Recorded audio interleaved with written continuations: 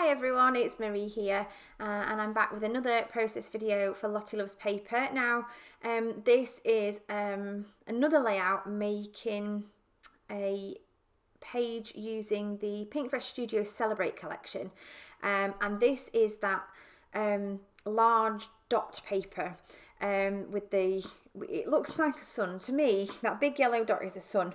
A lot of the rest of the collection is very floral and very pink. But this particular page is very green, very yellow, and I absolutely loved this page. And in fact, I've done another layout using it as a sun with some cocktails on. But this one I wanted to use as Sunkissed. Now this is a Peartree Cutfile, which I have used. It's called Sunkissed, and I'm doing a picture there of my little baby girl Bella. She's our golden cocker spaniel, and she's just turned a year old. She's my little girl. She's properly my doggy. So what I've decided to do is turn the sun on the cut file into a shaker pocket. Now I've done that by popping a piece of acetate on the back of the sunshine itself, just the circular part, I think. Yeah, just the circular part. And then what I've done is I have popped some adhesive foam just around the circular shape in order that I can make it into a shaker pocket. Now I'm umming and ahhing right now. I do a lot of umming and ahhing. I'm umming and ahhing to try and decide whether I am going to tear this paper, put some cardstock on to make it look like a beach, and I think in the end I just decided no, I'm just going to leave it. Now I've picked out some Spiegelmom scrap sequins here, and I'm just going for all the kind of goldeny yellowy coloured ones. I'm just using my tweezers right now to pick out any that are the wrong colour. Spiegelmom scrap sequins come in these beautiful mixes, but this one had greens in as well, and I really just didn't want any greens, so I'm just picking out all of the yellowy gold colours, and there's another mix there that has some yellowy gold in as well, so I just decided to use some of those to add to it, and I'm just adding a few extra in because I just want those really nice goldeny colours. So I've filled it pretty much full, so that when you obviously stand it up and they all fall to one side, there's still quite a lot in there that you can see. So there's all the lovely sequins, and then I go around the edge of that with some glue, and then what I do is go around again with another piece of acetate and my foam. My foam doubles quite nicely as a paperweight, so I needed to put something heavy on there to hold it down while it dried. In hindsight, probably should have cut it down to size before I stuck it on. That would have made the next part of this so much easier. So what I'm doing right now is I'm using the letters that came out of the centre of the word sun, and tracing around them onto some like wood grain paper that looks really beachy and weathered, and I'm going to use that to back the letters of SUN, because I just think the colours again in the photograph, I always try and match with at least some of the colours in the photograph, and that kind of beachy look. I mean, we were actually in a forest, we were by the side of a river, we weren't at the beach, but it has that kind of beachy feel to it. So it was a shoreline anyway, so I thought that would fit really nicely.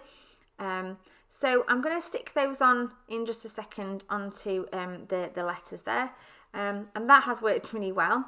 I'm just trying to make sure that the letter S fits, because it's a tricky one to kind of squeeze in behind there.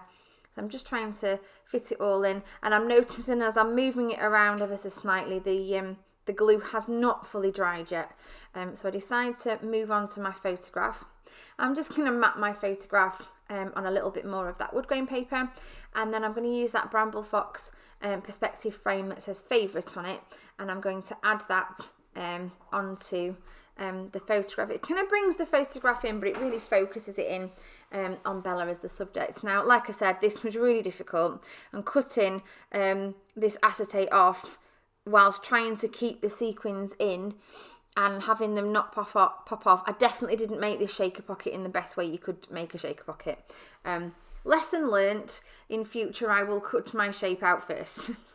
And I will also stick the backing for the letters on first if they're going to end up like this and it just wouldn't quite go in. And oh, it was a bit of a faff, but I got there in the end. So we can always fix things when we're scrapbooking. And there's never a wrong way to do something. There's just happy mistakes, and we can go along and make them a little bit better. So just trimming around the edge of that now, almost sorted. I'm just going to do my letters and trim them down to make sure that there's none sticking off the outside. There we go, really happy with that. And then I think the last one is the N. I don't think I've done the N yet, have I? No, I've just got the N to do. And there we go, there's my N on, and that looks really nice. Just trimming off any little bits that are sticking out. I do like to be very, very neat with my cut files. And I love the way that is looking already. So I'm going to use some adhesive foam now to prop up the word sun, basically because the shaking pocket is dimensional. The rest of that word sun also needs to be dimensional to make it work. So I'm just using some double-sided sticky to map my photograph, trying to decide where that's going to go. And I'm really happy with the positioning of that, so that's just going to go there. Just pressing that down, just a little bit of wet glue again to get that little perspective to fit. They're really easy to stick down. I never have an issue. And then just using some wet glue. Now I'm not sticking any to the back of the actual sun itself. I'm just sticking wet glue to the back of the word sun, not the sun. And I haven't used any dimension on the back of the photograph because that Bramble Fox perspective, that favourite little frame, is quite dimensional anyway, so it doesn't need any more. So I'm just doing some little teeny tiny nests of thread tucked under at various points. Took me ages to learn how to do those. And basically you just let them end up a mess and it works. It's the strangest thing. I used to worry that I couldn't do them right, and now I've kind of figured it out and I quite like them.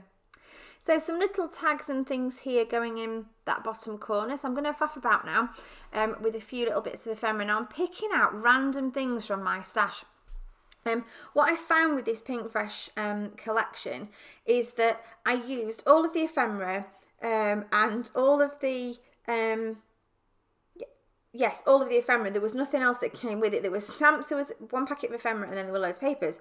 And I found I use up lots of the ephemera, so I'm finding I'm kind of delving into my stash now. So these are crepe paper magical forest bits and pieces. That little rainbow and the word Bella there, they're all crepe paper, the puffy words. I've got a little phrase there that I'm just tucking under the bottom. I don't know whether that makes it in the end. I think that little orange one does.